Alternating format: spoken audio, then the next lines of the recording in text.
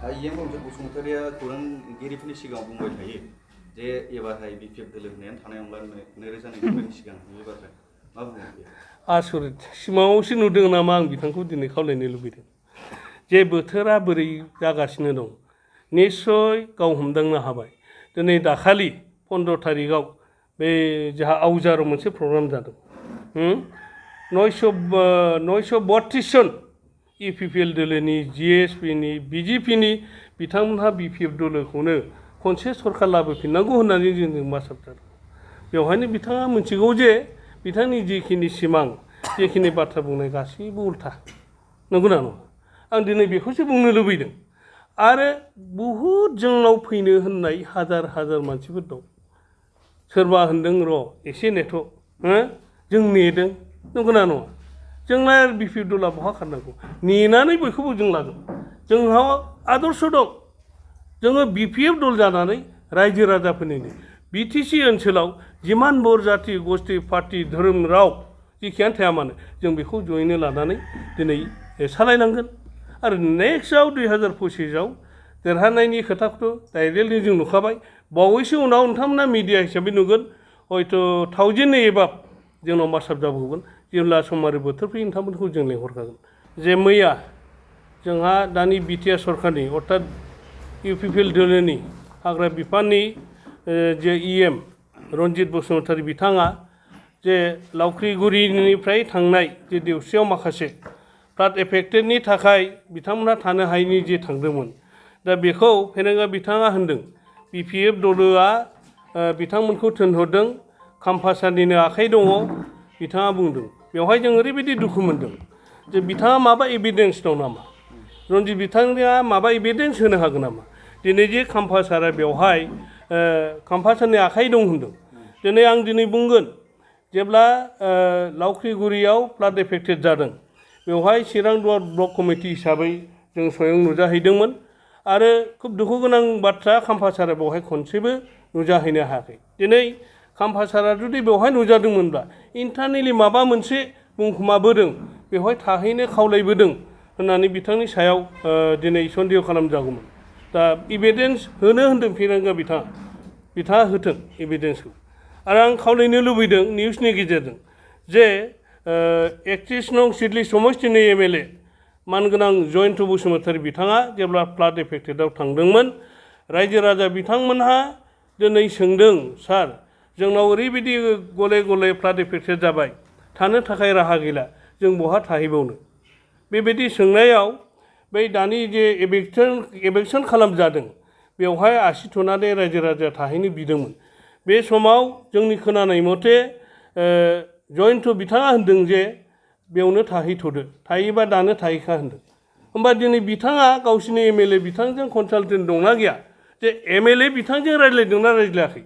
दिनै दाया मानो मालायनि सायाव होनो हादों आरो दिनै फेरेंगा बिथाङा बुंगोन नामा दिनै गहपुर सनितपुरनिफ्राय गोबां बर' रायजो राजाफ्रा दिनै ओरैहाय सोनाबहा थानाय लिंसुं हाग्राफ्राव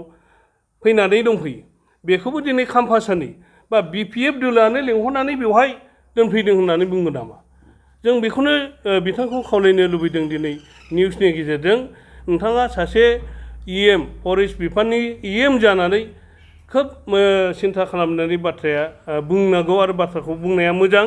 जों बेखौ दुखु मोनदों जे बुंबाय पार्टिखौ लानानै बेबायदि बाइट होनाया मोजां नङा होननानै आं नोंथांखौ खावलायदों रन्जित नोंथां रन्जित बिथाङा बुंबावदों जे बेवहाय जे 22 न'खरबो दं गासिबो बिपिएफनि हान्जानि होननानै दा बिनि सायाव मा बुंदों दा बेथ' आं लाजिनोबो ओंखारदों मिनिनोबो ओंखारदों आरो दिनै बेखौ जों बुंनांगोन रन्जित बिथांखौ थारमाने 22 न'खरा बिपिएफनि 22 न'खरल'थ' नङा दिनै इउपिपिएल पार्टिनिबो दंहैयो आरो दिनै बिथांनि जेखिनि सिन्था धारनाखौ जों नुदों बिपिएफ होननाय लोगो लोगो एलार्जि जायो नामा बिथाङा दा बेनि थाखाय बिपिएफखौ दोनथारला नामा जोलैखौनो बिपिएफआव थानाया सोर बर' फिसायाबो दं बिटिसि ओनसोलाव थानाय जिमान बर जाति गस्थि राव धोरोमनि मानसि बिपिएफआव दं दिनै बिथांमोना बिपिएफनि सायावल' मानो नोजोर बोदों आरो आं खोनादों बा आं मिथिनाय मथेब्ला बेवहाय थानाय जे लावख्रिगुरि ओनसोलनि दानि बिथांमोननि गावबुरा इउपिपिएल दलनि जे गावबुरा आरो मेम्बार बिथांमोनहाबो बेवहाय दंहैफाथारो बा बिथांमोननि नामखौ मानो मेनसन खालामाखै सबसे दुखुनांथावा बे बिपिएफआल' दिनै मानो दाय मावदों बेवहायलाय आरो आं मिथिदों बे जाथाय जानाय जे एभेक्सन खालामदों बेवहाय फिसा फिसा हाग्राखौल' एवदों खुनु फांसेबो गिदिर दंफां दानफायाखै आरो आं दुखु नांनाया सबसे बे दिनै जुदि एभेक्सन खालामनांगौ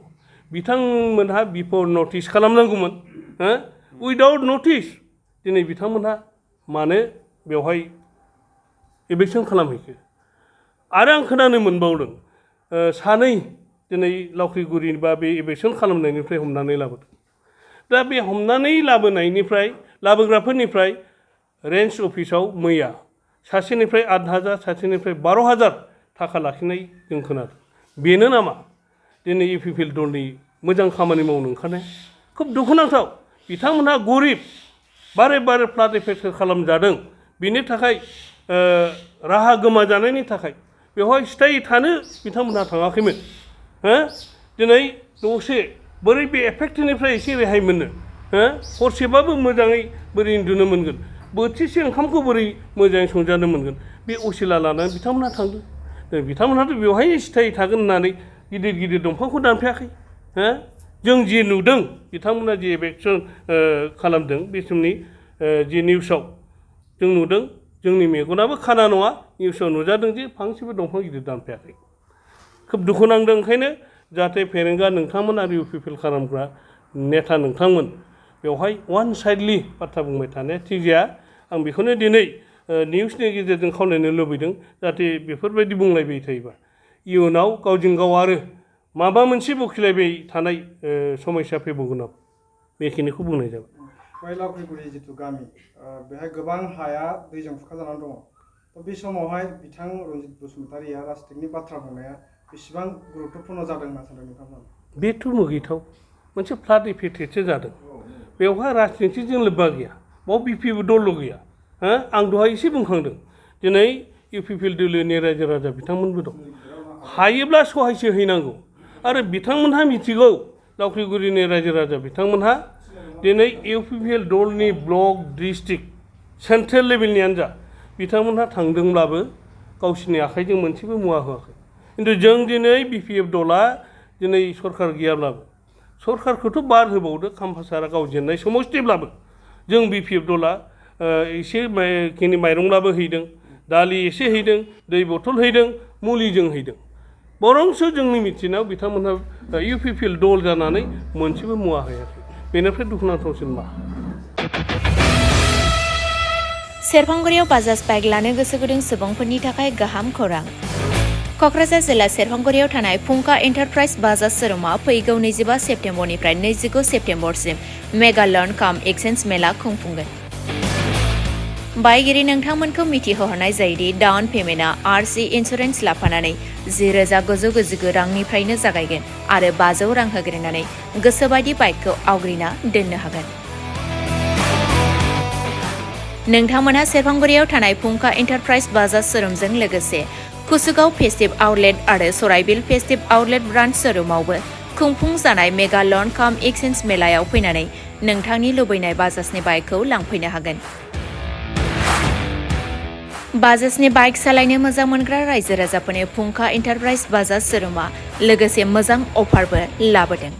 बेफोरनो जाबाय 5 लिटार पेट्रल फ्रि गंनै हेलमेट फ्रि केस होनानै बायगिरिफोरनो 2,000 रां केसबेक हरफिननाय जागोन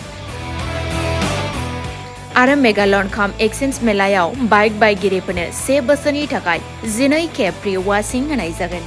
आबुङै मिथिबावनो थाखाय 6003817191 नङाब्ला 9101547892 आरो 9101598021 जामबुं नम्बराव खौरां लाहरनो हागोन